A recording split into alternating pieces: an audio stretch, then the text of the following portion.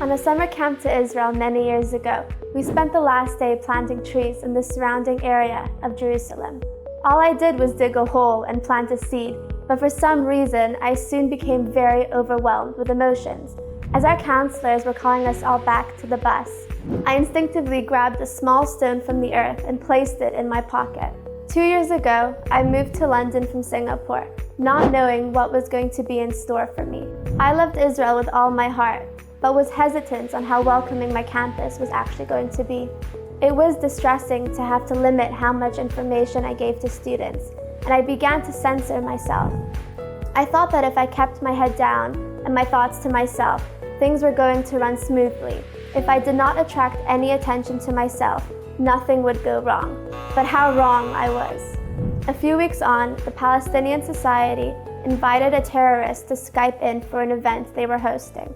A man who stabbed an Israeli in 1992 was speaking to about 60 of my students. A man who went to jail was being applauded by my classmates.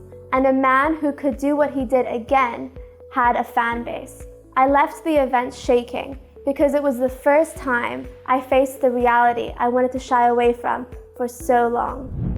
At home, I instinctively reached for the Jerusalem stone I had kept in the dust all these years. The emotions I felt on that day I planted the tree were no short-term tears, but they were a sign of what was yet to come.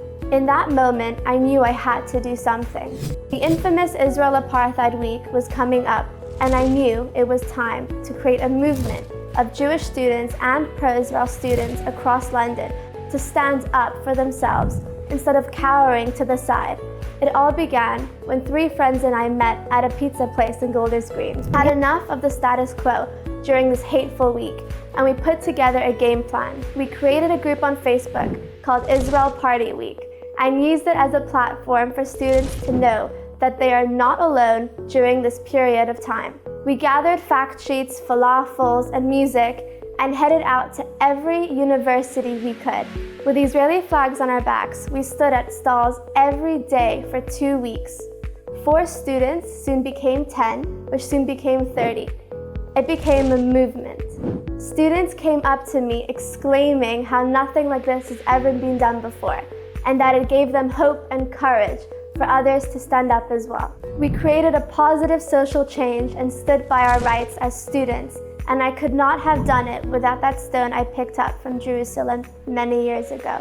Hatred on our campuses will never take place unmatched. Israel Party Week is now Israel Peace Week, a week that aims to educate about the attempts to peace, the fragile and valuable coexistence and diversity I so admire and love in this country. Israel Peace Week will happen every year and perhaps will change its name one day.